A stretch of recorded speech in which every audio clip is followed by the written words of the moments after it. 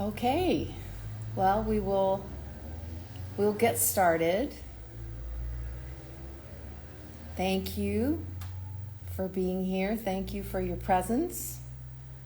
Thank you for your open-mindedness, for being willing to entertain the topic that we're going to go into today.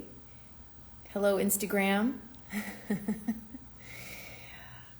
So you've got a big slide over my head that says Reclaiming the Sacred Intelligence of the Body, subtitle An Exploration of Urine Therapy. So already you guys are the outliers. You guys are the outliers for tuning in to this lecture. And that's just where I want to start. I mean, there's a reason why this topic triggers people. And it really does trigger people in all kinds of different ways. You probably, I don't know if anybody said where they were on their way to this morning, but, if anybody asked you and you were like, I'm going to a lecture on urine therapy, you might have maybe not been totally honest about where you were going or, yeah, okay. So, it triggers people not because it's dangerous. It's because it just hits us right in our conditioning. Right in our conditioning. That's why it's so confronting.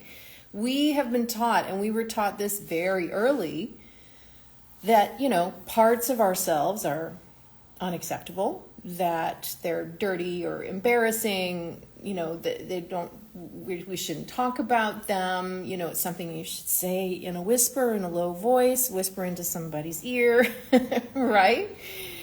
And yet, this is what I want to put forward today as my kind of main thesis, right? I'm not here to try to convince you to do urine therapy. That is a thing that you just know inside yourself, whether you're interested or not, right? But what I want to do is challenge this conditioning, which I consider to be very unhealthy, and just one of the many forms of mind control that have been put on us, imposed on us. And so what I want to put forward instead is the idea for your consideration that everything that comes from the body, and I mean everything that comes from the body comes from the intelligence of the body. That there are no mistakes, that there is nothing wrong with anything that is coming out of you. And, whether we're talking about physical things or whether we're talking about your tears, your emotions, that everything has its intelligence, okay? And even further, even one more than that, is that it is sacred and holy. So we're going to get into all of the background behind this, all of the underpinnings of this topic, and go around. It's okay.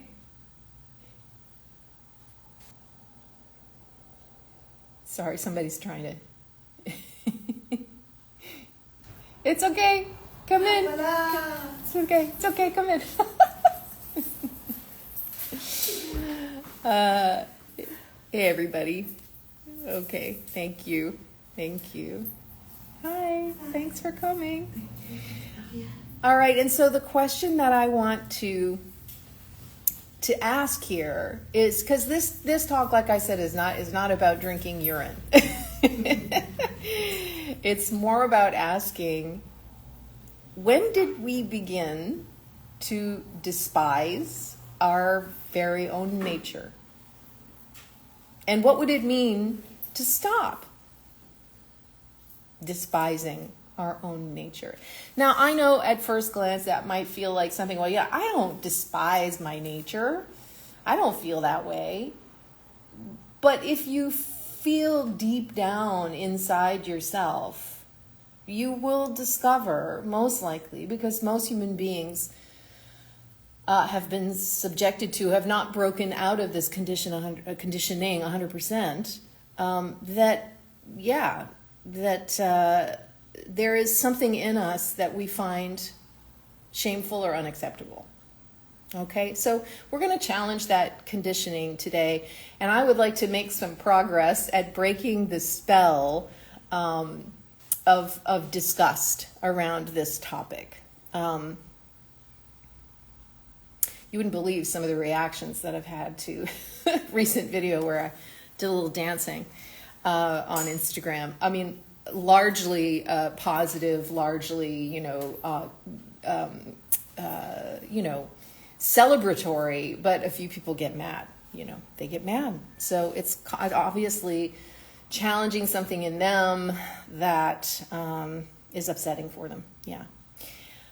So, from childhood, we're trained, pee is dirty, you shouldn't touch it, sweat is embarrassing, blood is shameful, especially for women, right? Now, I have a childhood memory of being in the bathtub, like many of us do, and being in the bathtub and just naturally, like, peeing in the bathtub, right? Has that ever happened to you? Yeah, right? You don't when you're a child. It just happened, right? And the reaction was, oh no, and I sort of remember, Claire, you've made the water dirty. You were here to clean you in the bathtub, and now you're making the water dirty. So, you just immediately are like, oh, so something is dirty. Something dirty came out of me, right? And I'm not shaming anybody or any parents or anything like that. That was our conditioning, inherited, right? And it's very entrenched. Right, but that's how you pick up the message, that and many other ways. But if we just want to look at it biologically, I'm totally forgot about my slideshow here. Sorry, guys. Move to the next slide. I get on my topic and I get excited. Biologically, if we're looking at it, urine is a filtrate of the blood. It's just a filtrate of the blood, not just. I mean, it's an amazing thing what it is. But it's a filtrate of the blood. It is not toxicity itself. It is not waste in the sense of something that is dangerous, trash. It should be thrown away. It is filtered plasma from your blood. It is your blood filtered. So let's look at what it is biochemically here, okay? Just so we can get some sanity going here. First of all, biochemically, urine is 95% filtered water.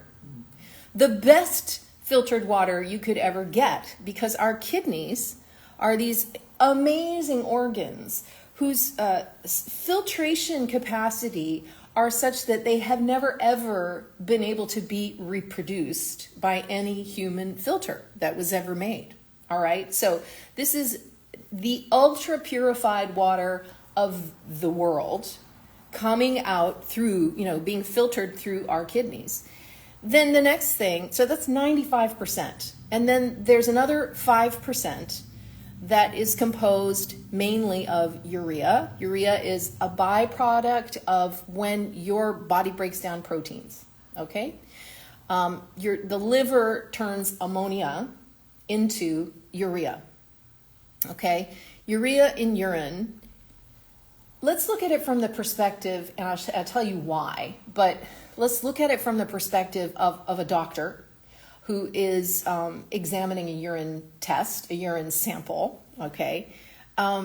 Urea is a clue about your diet. It is a clue about your kidney health, how your body is handling protein, okay?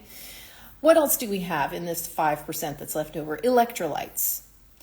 Electrolytes. Everybody's heard of electrolytes. They're just minerals, right? They're minerals in your body that carry an electric charge when they're dissolved in fluids like blood and urine. Sodium, potassium, chloride, calcium, magnesium. These are all electrolytes. And if we were going to use a urine test to find out more, we'd say electrolyte tests for urine could help doctors understand why what the body is keeping or what it is losing in terms of minerals, and why, so that these imbalances could be addressed before they become more serious, right? Okay, so what else do we have in here? Well, immune fragments. So, without getting too technical, immune fragments are like the targeting parts of antibodies. So they're like the immune system guided missiles, right? They are, they give us clues about the body's immune system, which is our defense system, as you know. And they would help a doctor find infections or autoimmune diseases or cancers without having to use needles or surgery, right? You could read that if you were looking for that kind of thing. We also have hormone metabolites in the urine. That's, what your body creates when it breaks down hormones like estrogen or cortisol or testosterone.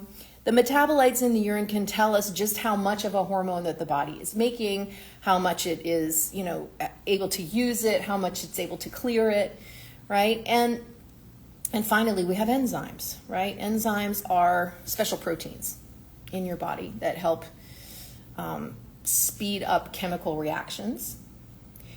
So, they're like little helpers that make things happen faster, more efficiently, like breaking down food in your gut, cleaning up waste, that kind of thing. So checking for enzymes in the urine, that is like getting a sneak peek at what's happening inside your organs, okay? So if we look at it this way, all right, and remember, that's in this list here, 95% ultra-filtrated, purified water, the best on the planet, and 5% these compounds plus a lot of others in tiny, tiny trace amounts, okay? As a matter of fact, researchers, and there are more and more serious researchers of urine now. Megan McDonald is one of them. I encourage you to go and check out her channel, Expansion Healing. She has a channel here on on Instagram, and she has a YouTube channel, Expansion Healing. She is a researcher, and she is studying urine, and she is collating all kinds of data right now. It's estimated that there are at least 3,000 to 5,000 components in the urine, the average urine, okay? And some of those things have never been identified.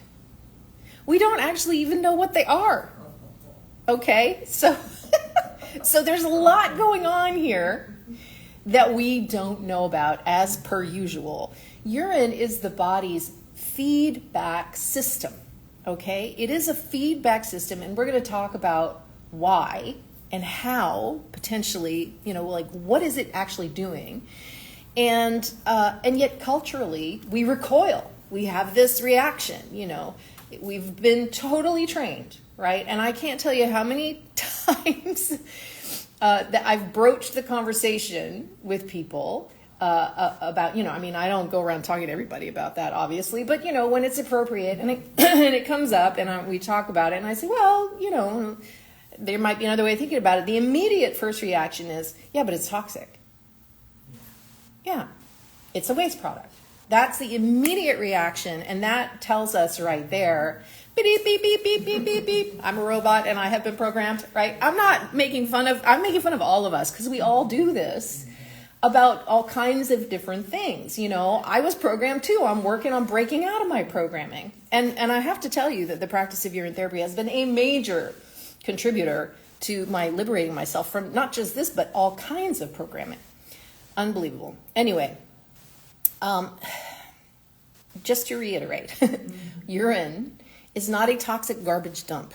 It is a regulated filtrate of the blood containing mostly water and dissolved metabolites that the body chose not to keep at that moment.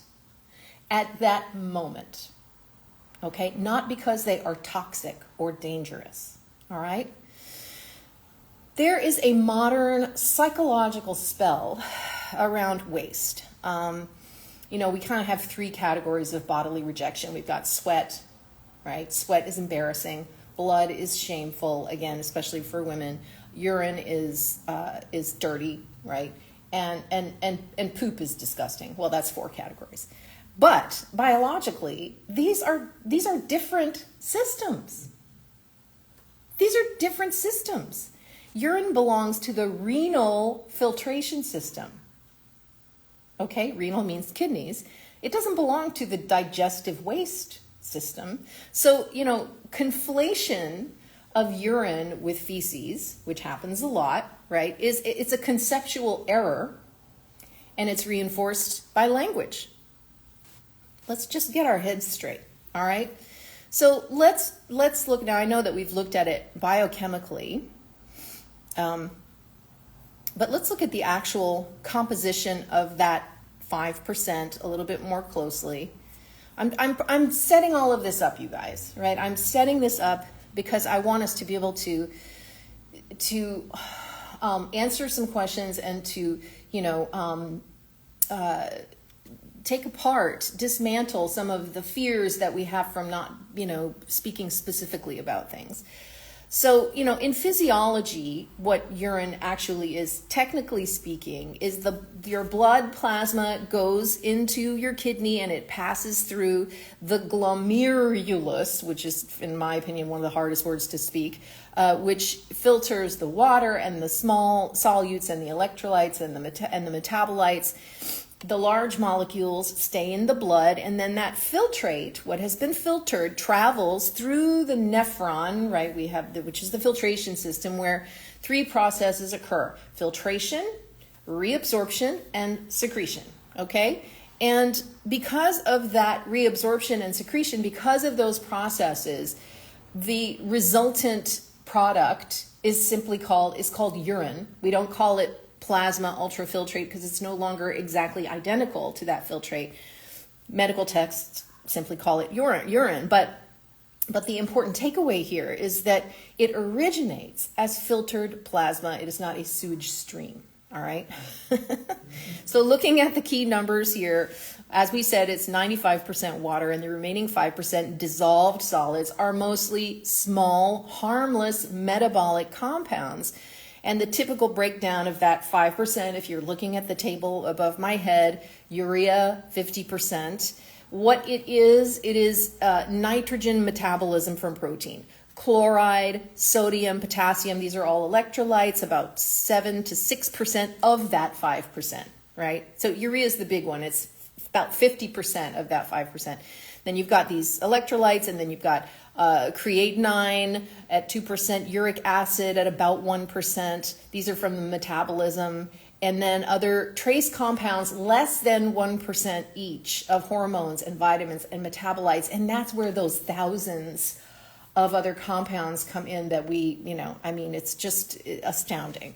So when someone says urine is waste, what they're really referring to is primarily urea and other metabolic compounds or byproducts that the body no longer needed at that moment when the urine was being filtered, right? Not poison, not toxins in the sense that people imagine, certainly not the way that it has been programmed into us. So why have we been taught? Let's come back to the why. Why have we been taught to see our urine as dirty and toxic, gross, shameful? Why? Why have we been taught that it's waste? Well, I'm going to tell you why, because, well, you're probably already guessing. What's your guess? Why would we be taught that? I'm asking you guys too. Why would we be taught that it's toxic, dirty? Why would we be discouraged? They prefer us to take a drug to heal us than our own body. Yeah, they prefer, that's definitely one, yeah. Mm-hmm. They would prefer that we take drugs and things outside of ourselves to heal ourselves, rather than realizing that we potentially have a healing substance within our own bodies. Yeah, so to me, I would sum it up like this. If the body is sacred, if it has its own innate healing mechanisms, which it does, if it produces its own medicines, then we don't need any intermediaries, do we? Right? Now, I'm not saying because I always try to reiterate this, guys, I'm not saying, anti medical, I'm not taking that position. I'm saying that, if we really give ourselves and our body the full credit, we will discover that we have a lot more resources, far, far, far more resources internally within our own bodily intelligence than we've ever been encouraged to believe or to draw upon. So that is really the deeper issue. Okay. So none of these compounds on the table are dangerous, right? Now, there's one more question I want to briefly address here. A lot of people ask me, especially if they're actually considering beginning a urine therapy practice, well, what about drugs and toxins, like, if I'm taking pharmaceuticals or, well, that's an important nuance, right? Now, pharmaceuticals and toxins may appear in the urine, but usually in a metabolized form, right? The liver typically processes them through phase 1 and phase 2 detoxification, which oxidizes and reduces and conjugates these kinds of compounds. And then, those processes in turn make these substances more soluble, less biologically active, easier to excrete, right? So when they come out, it's like they're not in their original form, right? They've been broken down. They have been deconstructed. So again, when people say urine contains toxins, what they really mean, if they were, thinking intelligently and really looking deeply into the question, is urine contains metabolized remnants of substances that the body has already processed.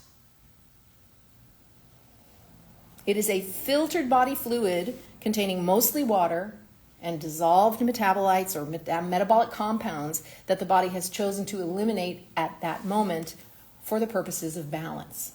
Okay, so the question then that arises is, well, then why would we, if it's been eliminated, and why would we bring it back in? Well, we're going to address that. Let's look at, I'm going to go a little bit deeper into this question of mind control and the long subjugation of humanity, as far as I'm concerned, and the necessity to heal and rehabilitate our self-image, because this is really, just personally for me, this was a very important part of what happened to me when I began a urine therapy practice. And totally unexpected. I didn't have any intellectual idea about that. It just happened. I began to heal. I began to heal my self-loathing, my self-disgust that I was not even aware of. I began to really deeply understand what self-love means, not from an intellectual standpoint, but from an embodied, somatic experience of grief and grieving and deep acceptance and deep compassion for myself. So I'm all about, since this happened to me, and since and I'm still in the process, but what a difference. I mean, since this happened to me, it's one of the most compelling things that I like to share with people, because it is so beautiful and so healing. And I'm all about rehabilitating our image as human beings, because we've been told over and over and over, just like hammered down over and over about what a problem we are, that basically once upon a time everything was great, but we've ruined it all. We've been programmed with a narrative that says everything is our fault. And a lot of people really believe that. They're very attached to that narrative. Yeah, but what about this? What about that? What about war? What about the earth and all that? Okay, yeah. Watch my podcast. I've done, a few episodes, and there will be more on the rehabilitation of our image because of what has happened to us, and the war basically on humanity, because what is happening in the world now, that is not us. That is not us. That is not who we are. This is a psychological war on us, on our heart, and making us believe that we are worthless. And part of that indoctrination occurs through convincing us that our biology is inferior, disgusting, our processes are primitive, our fluids are waste, and it would be so much better if we would just be upgraded with technology. That's what I talked about in my last lecture on transhumanism. Anyhow, so I would like to, as I said, put forth this new possibility. And I'm quoting here David Wolf. He said this at the last urine therapy summit that I was at, and it just really went right through me. And I wrote it down after it came out of his mouth, because I was like, this is a beautiful way of expressing it. Everything that emerges from the human body is sacred and holy and good for the earth. Think about the implications of that. I mean, what do we use for fertilizer? Animal poop, right? What about, well, anyway, we're not going to go there right now, but this is the premise that I take as very, very important.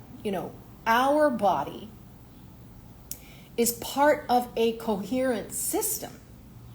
It belongs to the earth. It arises from the earth. It returns to the earth. Why would it not be good for the earth? Doesn't make any sense. Our elimination is intelligent. This is not mysticism. This is just terrain biology. And the urine, if we start thinking of it not as waste, but as something potentially nourishing for the earth, for ourselves. I mean, lots of people who garden understand and use their urine in gardening because, they understand, and this was in the Ringing Cedars books, how to work with your saliva, with your urine. I forgot to mention saliva, right? Ooh, gross. That's another one that people think is gross, right? How to work with your saliva, your urine, and the seeds that you plant in your garden, because they will read, based on your biochemistry, what you need for balancing. They will produce those nutrients that you particularly need to be balanced. I mean, that is just amazing. It's so beautiful, right? We are part and parcel of the earth. We are in harmony with the earth when we are in our natural state, when we are not constantly being, attacked or imposed upon, controlled, brainwashed into thinking that we're worthless or inferior. That's how a lot of people live. And even if it's not consciously known on the surface, it's unconsciously felt. And you can tell, if you're tuned in, you can tell in about 5 minutes what a person thinks about themselves, what they really think deep down, how secure they are in themselves, how much self-love they have, how at ease they are in their own skin. It's very easy to tell. So the urine is a mirror. It's a mirror of our, like a snapshot of our internal biochemistry at any given moment. And before we talk about the therapeutic use of urine, let's just talk about, observation. The best diagnostic tools, something else I heard at the urine therapy summit. This was the certified health nut. He said the best diagnostic tools are the mirror and the toilet bowl. And while that might sound humorous, there's deep truth in that, right? If you look in the mirror and you're like, oh God, I look like crap, what is going on with me? I got circles under my eyes, my skin looks, like we can tell a lot from looking at it in the mirror, and we look in the mirror every day, right? And then the toilet bowl, that's the other way to see what's going on inside, right? For most of human history, let's remember, people did not have access to lab tests. Right? We didn't have lab tests. We didn't have all of this sophisticated equipment. We didn't have any of that for most of human history. We may have had other more advanced technologies in the past. But, by and large, we got used to interpreting the body's signals, right? And that's what the doctors of the old days did as well. And urine has always been one of the most immediate mirrors in terms of, the mirrors of our internal physiology. long before modern diagnostics, the physicians practiced uroscopy, right? Uroscope, looking at the urine, right? Just observing. They would hold it up in a flask. You may have seen that in old movies, hold it up in a flask, observe the color, the clarity, the odor, to understand what was happening inside the body. And I remember seeing something like that in a film one time and being like, hee, that's so antiquated. That's so, oh, isn't that cute? How ignorant we were. Hubris. We don't have to become medieval doctors to appreciate the principle of observation. We just have to start looking again and listening again internally, because urine reflects many aspects of our internal terrain. Let's look at urine as daily biofeedback. All right, so the most obvious indicator of what's going on is in terms of hydration, right? So if your urine is very pale, almost clear, it usually means that the body is well hydrated, right? If it becomes darker, yellow, amber, often indicates that the body is conserving water, right? That is the kidneys doing exactly what they're designed to do, which is maintaining fluid balance in your body, right? So already there, it's a conversation between the body and the environment. We can also tell from observing the urine about stress physiology. It reveals what's going on in terms of stress physiology within the body, right? Because under stress, the body releases certain hormones like cortisol, adrenaline, and those influence fluid balance, kidney filtration, electrolyte handling. And so you may notice that during periods of stress, your urine may be a little bit darker, more concentrated, sometimes more frequent.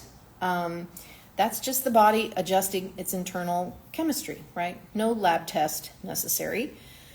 One of the other things that it can reflect to us is liver load and detoxification, right? So it can reflect the metabolic processes of the liver, what's going on with your liver. When it's actively processing compounds, whether it's from food or medication or the external environment, alcohol, various metabolites are excreted through the kidneys, and this may influence the color, the odor, the foaminess sometimes. You ever notice that? Sediment. If you conserve your urine, you can see all the sediment. Even if you don't see it at first, over time, you see all of this sediment floating down to the bottom, right? That's the principle of coagulum solvum. So, everybody's had the experience also of drinking beet juice or something like that, right? And then your urine is red or pink, right? Or asparagus, which influences the odor, right? So this is just reflecting what the body is doing behind the scenes. We can also learn about mineral status from observing the urine. It reflects the mineral balance, the electrolyte balance, because the kidneys are always regulating sodium, potassium, calcium, magnesium, chloride.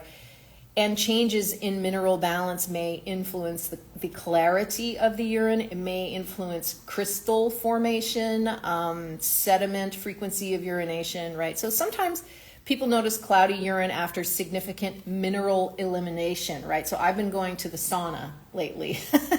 I've been going to the infrared sauna lately. And you sweat a lot. And I've been doing yoga in the sauna and stuff like that, and you really notice that the urine can be a little bit cloudy, right? The body is recalibrating its chemistry.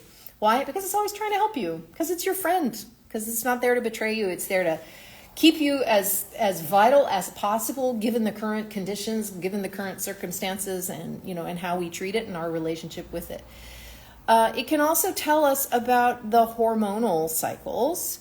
Right? It reflects hormonal shifts, particularly in women.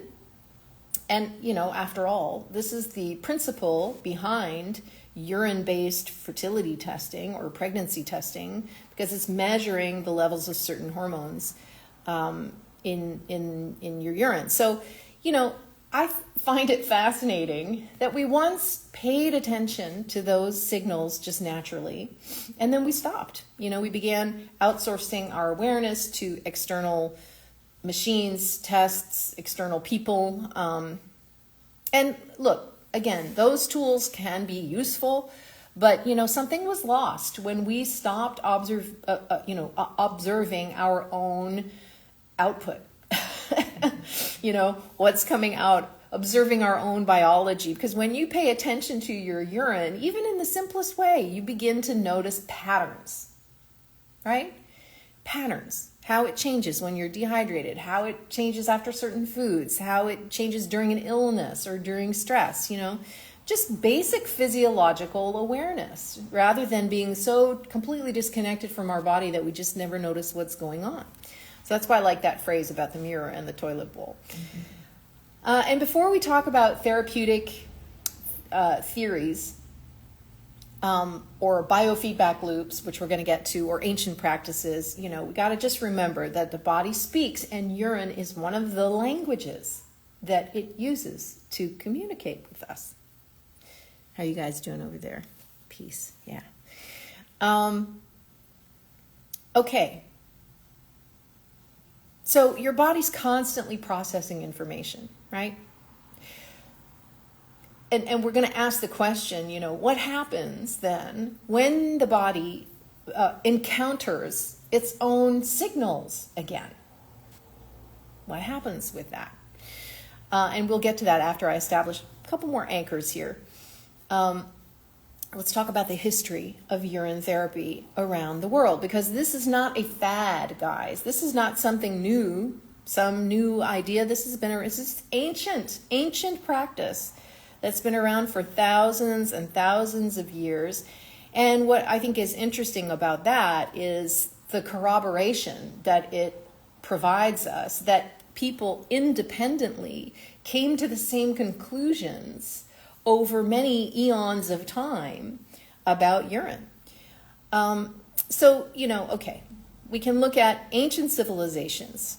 All right, there's not, urine therapy, the use of urine is not tied to any single culture or spiritual lineage or anything. It just appears repeatedly across different civilizations. Again, that suggests that people throughout history were independently observing the effects of it, the benefits. So Ayurveda, that's the Indian tradition of health, right? Has a lot of references to urine therapy. In India, you can still buy cow urine in the store, right? You buy it in capsules. It's dehydrated cow urine because, they revere the cows there, right? So cow urine is like, wow. You can still buy that, all right? And one of the most detailed references to urine therapy appears in Ayurvedic medicine, and the practice in Ayurvedic medicine is called Shivambu, right? So sometimes you'll hear people refer to urine therapy as Shivambu. Shivambu is the water of Shiva. It appears in the Dhamma Tantra, which is a very ancient text. It's described as a daily practice for vitality and for purification. Traditional Ayurvedic descriptions of the use of urine include drinking it, taking it internally, topical use for skin conditions, using your urine during fasting or cleansing, and also notably for spiritual expansion. It's considered part of the broader philosophy of bodily intelligence and self-healing.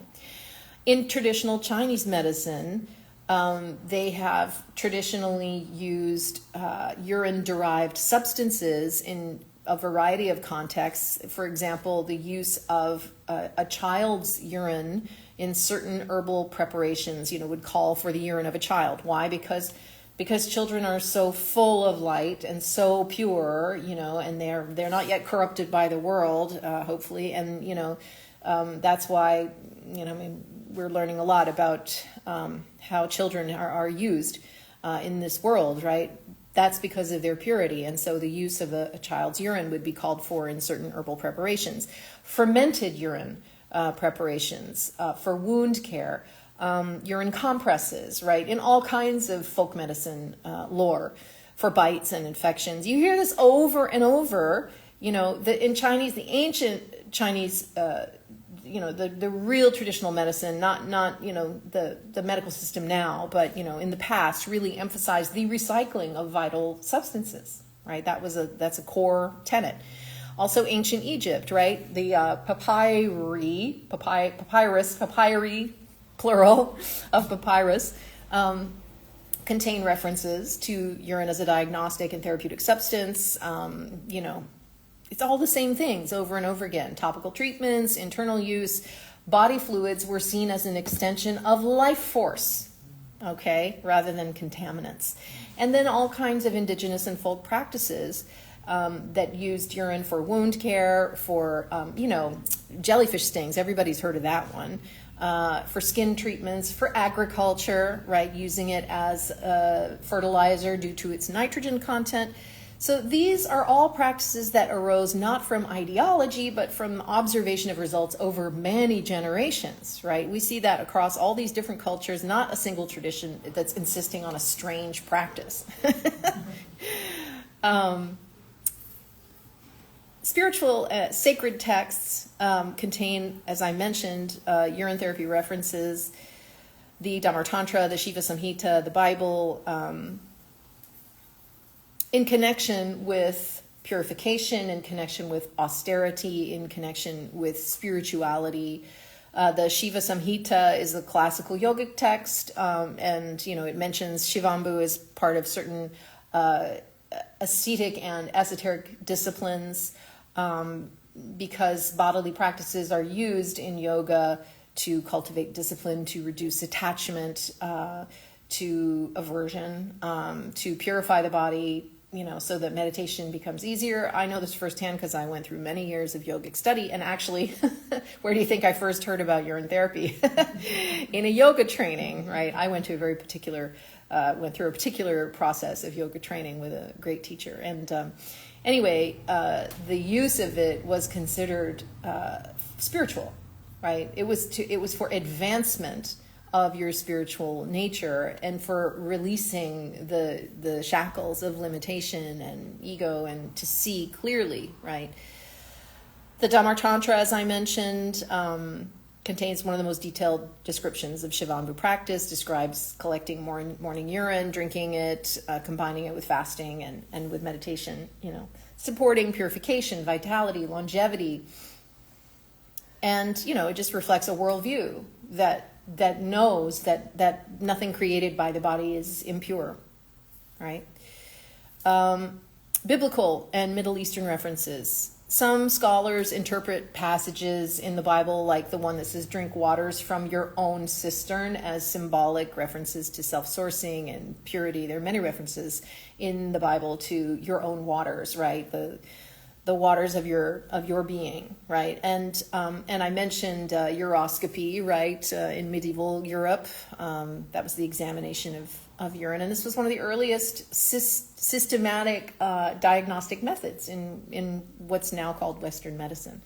And then we have renowned modern advocates and pioneers who kind of helped urine therapy re-enter the public awareness in the 20th century, and like John W. Armstrong, he was a British naturopath, and he wrote a book called The Water of Life in 1944, and he treated thousands of patients using fasting, urine therapy, and dietary adjustments. And his work inspired many later practitioners and helped revive interest in the practice in Europe. There have been many others. I've read them all. But these are two of the ones that are sort of, for me, most important. Martha Christie, a researcher who published a book that I widely recommend called Your Own Perfect Medicine. And I think it's great because it tells not only her own personal story of healing from terrible, debilitating endometriosis, which she had her whole life, to the point of despair. But also, she explores the historical uses of urine, the modern medical applications, the biochemical components, the research studies that have been done. So, her work has helped bring the topic to a wider Western audience, and it's just a really great book for reference too. Today you can find this topic discussed in overlapping communities. There's the natural health practitioners like me, the yogic traditions, also like me, the detox and the fasting movements. That's, I'm in all of these actually, but detox and fasting movements and biofeedback and self-experimentation protocols, cultures, right? So, even though scientific research has kind of lagged on, well, no, let me correct that. Urine is the most studied substance on the planet, okay, because they know what it does. But that doesn't mean that the research has been geared towards proving its efficacy, right? Supporting its use, right? That kind of research is now, starting to grow. I referenced Megan. Megan McDonald's one of the people who's doing that work. So, this is really not a new thing. It is a forgotten wisdom, and it was kind of attempted to be erased from mainstream knowledge, and there are, reasons for that. The rise of laboratory medicine being one of them, the dominance of pharmaceuticals, standardized treatments, laboratory diagnostics, where personalized and self-directed practices became less central to medical systems, put it that way. There were also cultural shifts around cleanliness, right? Victorian cultural norms strongly associated bodily fluids with shame, with impurity, with, moral degradation. And so we got that programming on there too. Because the psychological barrier is the strongest, it was for me anyway, the strongest, the barrier to beginning this practice for me. And then something really important to understand is pharmaceutical extraction. Pharmaceutical extraction, because ironically, several important medical compounds are originally derived from urine. Urokinase being one of the biggest, that's a clot-dissolving enzyme. Early fertility hormones, certain steroid hormones, and urea, big time. These compounds were isolated in urine, right? Extracted, and then chemical equivalents created, and then sold back to you, right? So the elements of urine have been commercialized, right? Urea is a big one in skincare. Like some of the most fancy, expensive creams that you can buy to put on your skin contain urea, oftentimes horse urea. It's widely used in dermatology. So, urokinase, hormones, certain various medical therapies, and we're none the wiser if we haven't gone into any inquiry around this subject. Who profits from our rejection of our own medicine that's coming out of us?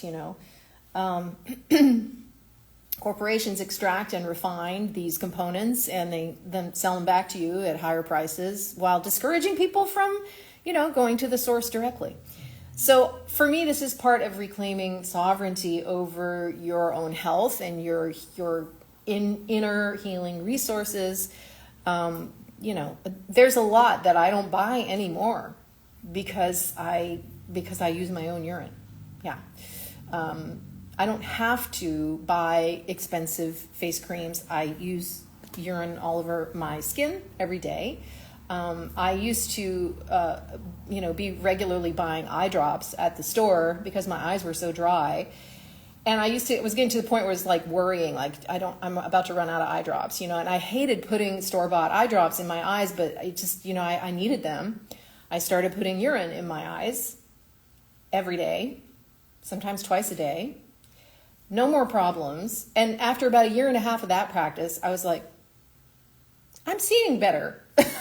I don't use reading glasses anymore. I don't use sunglasses nearly as much. And so, everybody's got their little, everybody who practices urine therapy has an anecdote about what suddenly, got better. This is what we've all been waiting for, or at least what I'm really excited about talking about.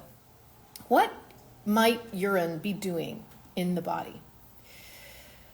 This is the biofeedback question, right? So if urine reflects what the body is doing internally, what the internal processes are going through, if urine has been studied and is studied for the components in it, what happens when the body encounters those signals again? Could it act as a kind of biofeedback loop, right? And to me, this was the hardest thing to understand too. Like, yeah, but if the kidneys are saying we don't need this right now, we don't need that, and getting rid of it through urine, then when you take it back in, what's happening, right? This was a persistent question for me. It took me some time to understand, and it takes research and, for people to actually study that question and to help us understand it. So a biofeedback loop, not in a mystical sense, but like a biological one, because the body already uses feedback loops everywhere. All right, so what does the research actually show? Well, we know that autologous exposure, all right, that means exposure to your own antigens, substances that when introduced into the body stimulate the production of an antibody, okay? That's what autologous exposure is. Antigens include things like toxins, bacteria, foreign blood cells, that kind of, right?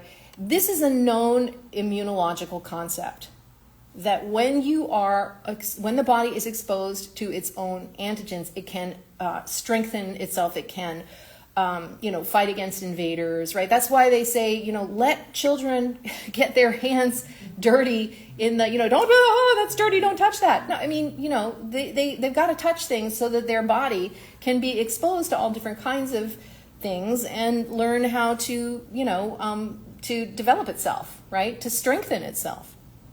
So the body already runs on feedback systems, okay? It's constantly monitoring itself. Temperature, blood sugar, electrolytes, hormones, right? And it regulates these things through feedback loops. So classic example is blood sugar. When glucose rises, insulin is released, right? And when the glucose falls, then glucagon rises. The body's adjusting itself. It's doing what it always does. So the question becomes, could urine carry signals about what the body has been processing? And if those signals then re-enter the system in tiny amounts, right? Because we know about that 5% and what is dissolved in that 5%, could the body respond to those signals? Could it be using that information to create a feedback loop? Okay? Microdosing your body's own signals. Urine contains, as you know, small amounts of endogenous compounds, right, that are created. That means endogenous, created by the body itself, including hormones and metabolites and immune molecules, electrolytes, peptides. All right, these originate from the body itself, and reintroducing tiny amounts of these compounds could act like kind of like a microdosing of the body's own chemistry, right? Not unlike how the body already communicates internally. For example, modern medicine uses very small doses of hormones or immune signals to influence the physiology, only it's a lot harder to do that with chemistry that's coming from the outside, right? And when your body is going like this all the time, it's like dancing all of the time. It is adjusting. It is moment to moment reading what's going on internally. It is constantly balancing itself. If you go in and you reintroduce, it's like, I don't know, like your body is very subtle, and then you're dealing with the gross outside of yourself and trying to make that, subtle. That's why it takes so much experimentation to try to get something that works, and then it works for a while and then it doesn't work anymore. Well, the body's already taking care of that, right? So in this context, urine could theoretically function as a personalized biochemical message, right? Again, I will refer to my own personal experience that when I started a committed practice of urine therapy, I had been having hot flashes because I'm 55 now, I had been having hot flashes. As soon as I turned 50, menopause. It was like, time for menopause. It was not a gradual thing for me, right? And so I was like, oh gosh, here it comes. All of that. As soon as I started a dedicated practice of urine therapy, no more hot flashes. I don't have any symptoms of menopause that I know of, that I'm aware of. I feel the same as I did before menopause. So, and Megan, who I've referred to several times, hey Megan, love you Megan. Megan's teacher, her spiritual teacher, a woman, had been practicing urotherapy for 35 years, I think, when doctors tested her hormones, and she was in her 60s, and the doctors were like, there must be something wrong with the test, because your hormones you have the hormones like a 30-year-old woman. And she's like, well, I'm a little bit different in my practices. And they were like, what do you do? What are you doing? Plus, she looked very young, too. I saw a picture of her. I was like, I cannot believe that woman is in her 60s, She told them, well, I practice urine therapy. I drink my urine every day. I'm for 35 years now. And they were like, oh, yeah, you're actually practicing natural hormone replacement therapy. What better hormone replacement therapy than your own hormones, giving your body its own biofeedback every day? How much better could it balance if it had that information, right? Okay. So there's also this idea of immune system recognition, all right? So your immune system is constantly surveying, right? It's surveying the body for signals, always on the lookout for what's going on. It encounters proteins and metabolites and fragments of molecules, and it uses them to calibrate its responses, right? Makes sense. And there is a similar principle that is used in oral tolerance therapy, right? Have you heard of that? For example, small exposures to certain allergens through the mouth can help train the immune system not to overreact, right? We've all heard of that principle. And that's used today for peanut allergies and pollen allergies and certain autoimmune conditions. So some researchers now speculate that the urine exposure may present the immune system with these trace molecular information, right? That about what the body has been encountering internally, and then when it gets that information back, it's like, okay, here I go. I'm gonna adjust, right? Adjust my response. The immune system adjusts its response. This is biologically plausible. Then there is the microbiome connection. You see how all of this, we put them in bullet points, but we're talking about the holistic system of the body, right? That's why I love this. I love this therapy, because you don't have to know anything. You don't have to think about it. You just do it. It takes care of everything. I don't need to know all of the, I do, and I like to learn about it, and I love to teach it and transmit it, as you can tell. But what I love about it is it's like, set it and forget it. Just don't, it just takes care of everything. Okay, the microbiome connection.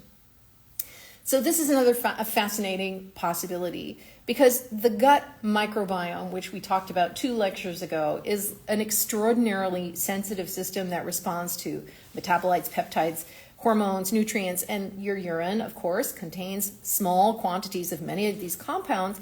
Well, reintroducing them orally could influence the microbial populations and the signaling pathways in your gut. We already know that we already know that the microbiome plays a huge major role in our immunity, in our metabolism, in our mood, in inflammation, right? So this is another area where researchers are beginning to explore how small biochemical signals influence the systemic health, right? The whole shebang.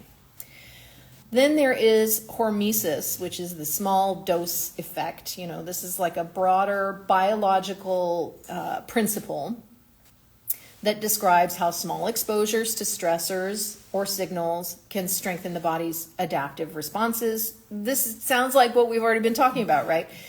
So, a small stimulus prompts the body to regulate itself more effectively. I don't know if this has anything to do with it, but I just thought of, when you go to the chiropractor, I used to go to a chiropractor in Canada who used the activator, right? And the activator is just this little instrument that goes, and it's like a tiny little in the right place. And at first I was like, this thing can't be doing any good. This doesn't make any sense, right? But I'm telling you, I grew to love the activator, because a couple of times I went in there all messed up because I stood up too fast, blacked out, hit my head against the wall, and knocked my block off. And I was like, dizzy, felt sick to my stomach. I was in adrenal fatigue. That was a long time ago, and it was in a certain context. And I went to the chiropractor, and they scanned my spine and everything, and they were like, ooh, yikes, what happened here? Well, I got on the table, and he was like, with the activator, a few times. And by then I knew that it worked, but I was like, well, let's see what happens. I'm telling you, like night and day. So it's not about necessarily, a strong hand. The body is so intelligent. It just needs a little stimulus, right? A little signal. So, some proponents believe that urine therapy may function in the same way, as a gentle signal that is chock full of information that prompts a regulatory adjustment in the body. And finally, and this is to me the most beautiful thing, is that this is a personalized signal. It's so intriguing to consider that urine is a completely individualized snapshot of your body chemistry at any given moment that's reflecting your metabolism, your hormonal state of balance or imbalance, your diet, your exposures, your internal environment. So yeah, it is like a personalized biochemical snapshot. And any feedback effect would therefore also be personalized. Makes sense, right? So feedback signaling, oral tolerance, hormesis, microbiome modulation, these are all well-established biological principles, all right? And so this could be how urine is functioning in the body, right? We've identified these biological principles, right? We didn't make them up. We didn't invent them. They are innate. We just, pulled them out and said, oh, this, right? It could be that is how it's working in the body, all right? So what if the body is already carrying all of the signals that it needs to heal itself? All right. Let's say you're a crazy outlier like me, or you'll try anything once. And you want to begin this experiment. Well, I'll tell you my little story of how I began urine therapy. And actually, it was a non-starter. I didn't begin. As I said, I was in this yoga training, this intense yoga training. And I'm not talking about yoga asana training. I'm talking about yogic principles, spiritual transformation, right? And the first night of our training, and I've been to many trainings at this ashram, and it's a place I've talked about a lot in my work, and what an amazing influence it had over me and how much it helped me to grow. I still get choked up when I think about everything I went through there. And the first night of this training that I showed up for in my level 2, our teacher said, so one of the things that we're going to practice this week is the reintroduction of urine into the system. And I was like, say what? Did he say urine? And you could feel the room, like shoulders going, tightening up. And but when he explained the principle, inside me there was a deep yes. Like, oh yeah, I know this. It makes total sense. I remember this, right? I would say, like, I am claircognizant, okay? Some people are clairvoyant, clairaudient. I'm claircognizant. I just know what I know. No, I don't know everything, but I'm saying that when I know what I know and I know that I know it, it's because I know it. That makes a lot of sense, doesn't it? It makes sense to somebody who's claircognizant. You just know. So when he talked about it, I was like, yeah, I just know, right? But knowing that in my heart and feeling that as a truth in my body was not the same thing as drinking your first pee in the morning. And so I was like, okay, you're going to do it. Just do it. It's part of the training. Do it, Well, that's like jumping into the deep end of the pool without knowing really how to swim, right? And listen, some people do go at it that way, and they're like, I just went and drank it, I could not do that. I mean, I took one, I was like, the next morning, and I was like, I took one sip and I was like, I mean, I was really turned off by it, okay? This is a great selling point for urotherapy practice, isn't it? No, the point is I couldn't handle it at the time, but it always stayed in the back of my mind. And my roommate that week, she started the practice. She was like, I like this. I'm going to keep doing it, And I was like, I felt like I had failed because that was my patterning, my conditioning, my programming. But it was always in the back of my mind after that. This is many years ago now. And then a good friend of mine really embraced the practice, and she was telling me about it. And she sent me some videos and stuff, and I was like, oh yeah. And it really renewed my knowingness that, I've got to do this. Why am I not doing this, right? She was like, I told her my story about trying it the first time. She's like, well, that was just way too much for you. Just start really slow. All right. And so this is how many people start, is topical use. Okay. Topical use means you put it on your skin. All right. So you stop fearing that if you touch pee with your hand that you are dirty. You stop, worrying about that. Oh, conditioning. Oh, wash your hands every time you touch. You might have touched pee. You might have touched yourself. Oh, right. Meanwhile, we're using toilet paper that is full of toxic chemicals. Don't let me, I won't even go there. So she was like, next time you go to the bathroom, just take a little bit and rub it on your skin. Just like that. I'm like, okay, I can do that. She's like, and just put it on the same place every time, right? And then after a week, like notice, is there any difference between your two hands, right? Well, it didn't take me long. Within a week, I was putting it all over my body. Okay, that was just I was like, oh, this feels right. This feels good. I know this is right, And that's how I got into it. But it took me, I was using it topically, and I was using it in my eyes, and I was using it in, my ears, like everywhere, top of my hair. Topically, no problemo, right? It took me time to build up to the next one, which is internal use, right? And again, everybody's different, everybody at their own pace. This is a totally intuitive practice, right? You learn so much when you start a urine therapy practice, right? And there's no right and there's no wrong, all right? So don't even think for a second like, oh, well, I have to follow a certain protocol. You don't. I'm just giving you some basic recommendations so that if you're like, you know what, I think I'm going to give this a whirl, that you have certain entry points, right? But listen to yourself. That's the whole point, right? This is your body's going to tell you what to do. It is going to tell you how to practice this, right? If you have a lot of self-loathing, like I did, deeply unconscious self-loathing, it's hard to drink your own pee. I didn't understand this until it healed my self-loathing. And then I just knew instantly. I was like, that's why I couldn't drink it before. I had still a lot of unconscious self-hatred, right? I understood that immediately. As soon as it cleared, it's like the fog clears, and then you just know. It's very obvious. It's apparent, right?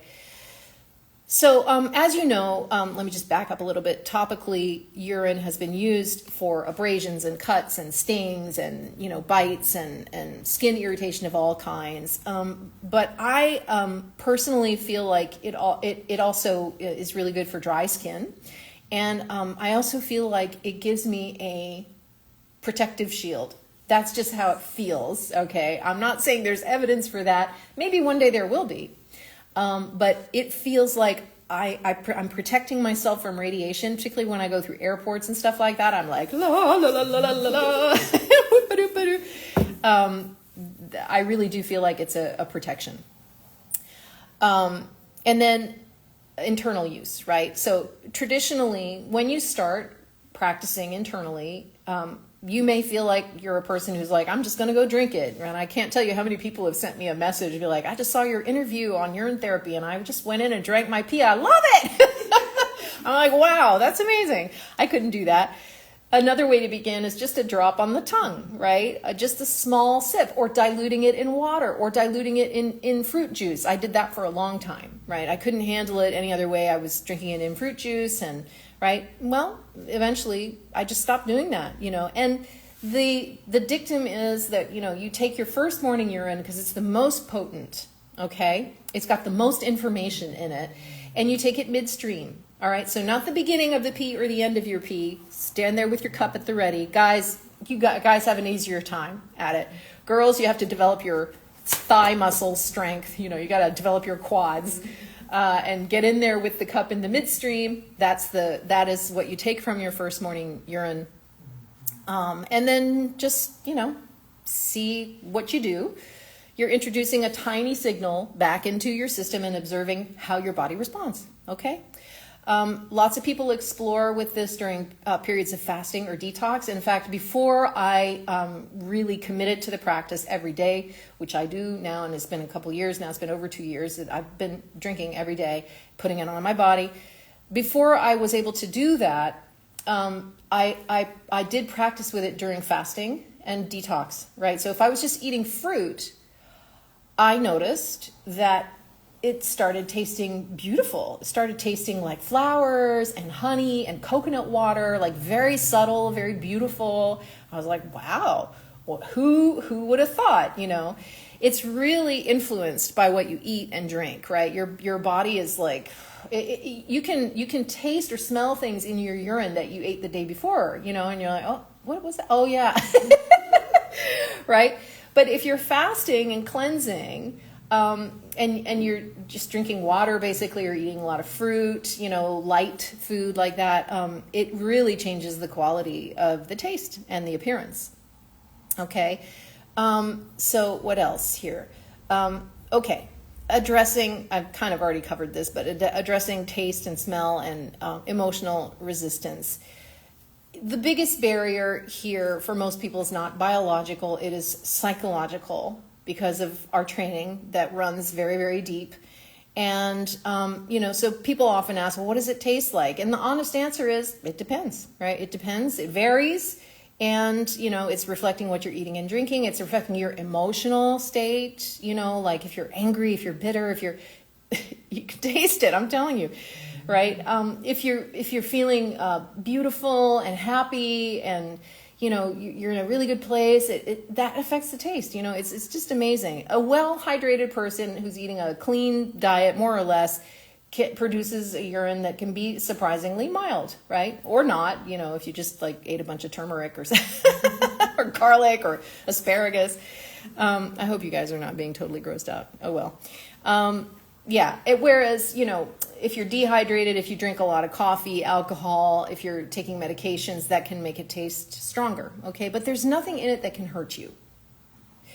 I am not giving medical advice here, disclaimer, okay? Just want to say that.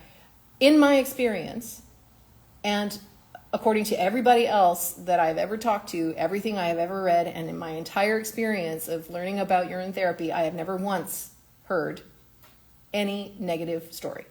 I hear funny stories. I have funny stories. Dramatic.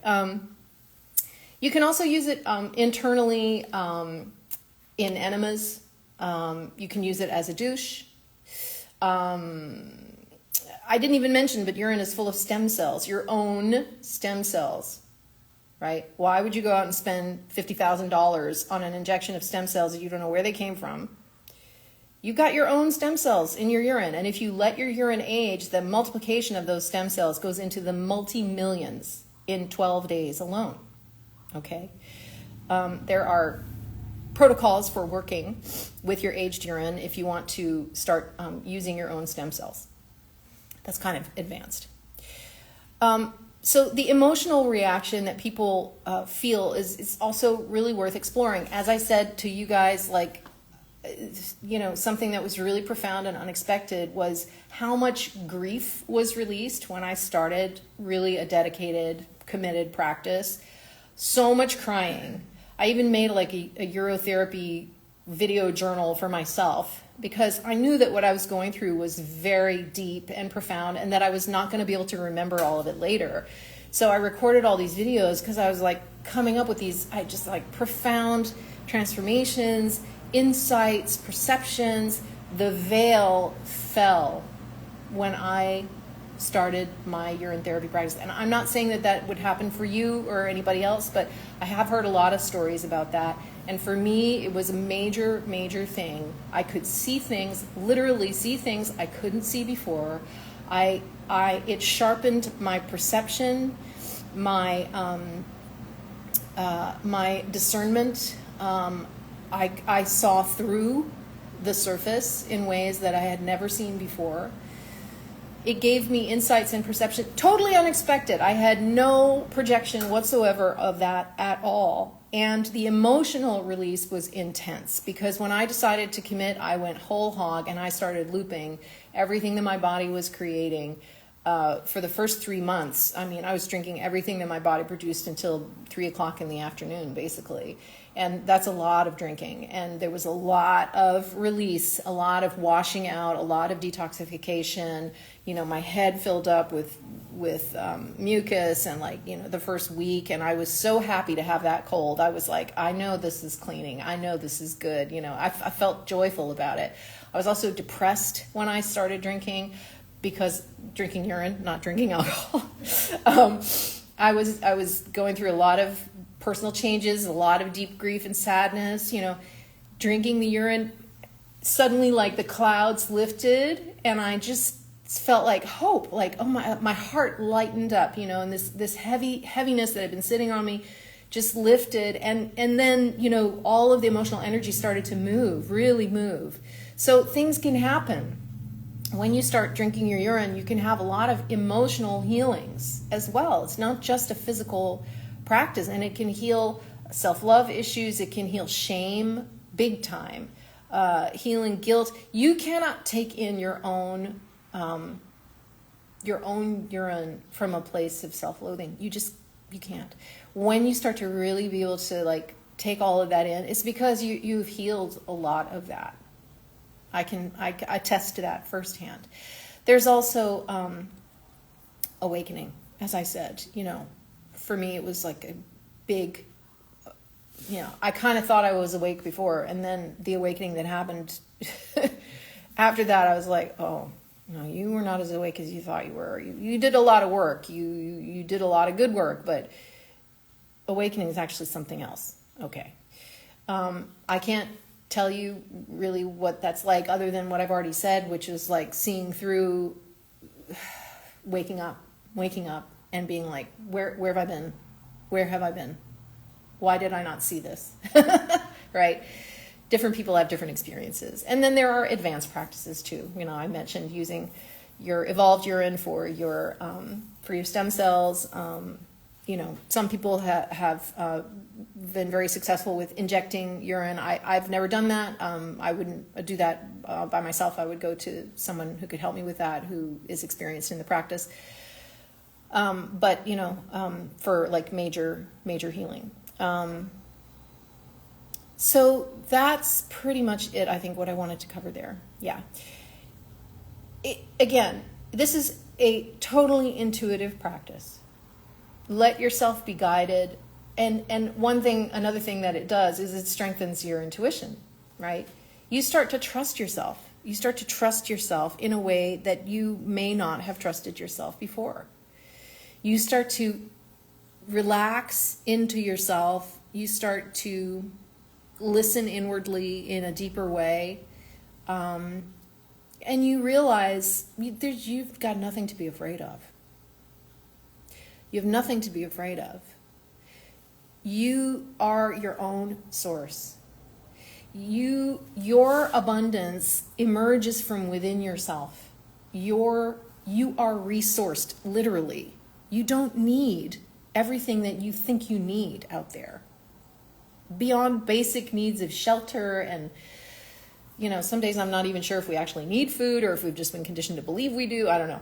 Still experimenting with that. But, you know, you produce your own medicine. You produce your own wealth from within yourself. You produce your own gold from within yourself. I mean, we are the philosopher's stone. We are the alchemy. I mean, we are that. And that's another big healing that happened for me was I realized, the fear factor. The fear factor went way down. Yeah, way down. And I thought, I felt I'm taken care of. I am resourced, right? We all are. We are all resourced, right? We're just so stuck in our minds and, dealing with this conditioning that, we live in a lot of fear and anxiety and guilt and shame and worry and, it's terrible, right? This has been one of the most powerful things for me to heal a lot of that. I'm still working on it. But I can't say enough about how powerful this practice has been for me. So, for those who explore urine therapy regularly, it often becomes part of a broader lifestyle of self-awareness. I think it's integral to my life and to my work, in the domain of natural health coaching, which doesn't mean that I require clients to practice urine therapy. I certainly don't. It's an option that's on the table. I like to educate people about it. I'm not trying to convince anybody to do anything. This just comes back to the sovereignty principle, right? Which I'm always talking about. Health sovereignty is about taking back your power, right? Realizing that you are resourced, which doesn't mean that you have to shun or deny things coming from the outside, but you there's a balance. You're willing to observe your own body and make informed choices based on that. You're not blindly following trends. You're not rejecting conventional medicine where it can be useful. You're just reclaiming a relationship with your own physiology, and you have the right. You have the right to do that. This is an inherent right of ours to know our body. Rather than I don't know what's going on. I don't know anything about what's going on with me. I have to ask a doctor. No.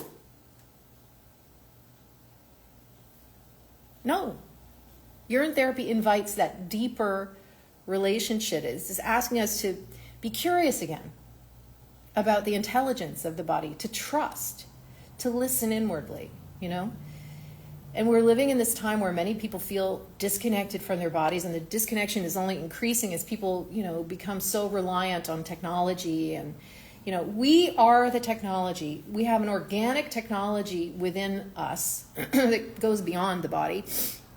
It's part of our organic template as human beings, But this practice for me is like a tie into that organic template and that intelligence, which is multidimensional and beyond the physical realm. So practices like this, whether you embrace them or simply learn about them, remind us of all of that. We're in a living system that is constantly communicating, adapting, healing, and it is multidimensional. So this lecture it's not a prescription. I'm not recommending or giving medical advice, telling you what to do. I'm sharing my own experience. I'm sharing education with you. I'm helping to educate you in things that you might not have known about or considered, and asking you to reconsider where shame entered, where disgust was taught to you, where your humanity was downgraded, and to reconsider a kind of biological reverence toward what your body is producing. We don't need upgrading. We just need reconnection. That is my experience. So I want to thank you for your presence today. This slide has a QR code which you can scan to get a free quick start guide to urine therapy. So you just scan it and it'll take you to a page where you can download a free PDF. And, some people might be like, yeah, I think I want to give this a whirl. So you can you can do that there. If you're watching on Insta and you're like, wow, I can't see a QR code, just go to my website and go to the free resources page and scroll down, and you'll be able to find it. It's on there with all my other free resources. You're going to be able to access the replay of this lecture on my YouTube channel at Claire Lautier LMC. And if you want to follow me on social media, Instagram, my podcast, there's my website. You guys on Instagram, you already have all that info. It's on my profile. Thank you for your presence. We'll move into questions. Say goodbye to Instagram. Thank you, all of you, for your presence. It's been great. I've my focus is a bit split, but I appreciate you. And I'm really glad that you came, and you'll be able to, if you just, caught the end, you'll be able to watch this on my YouTube channel. Okay? Lots of love, everybody.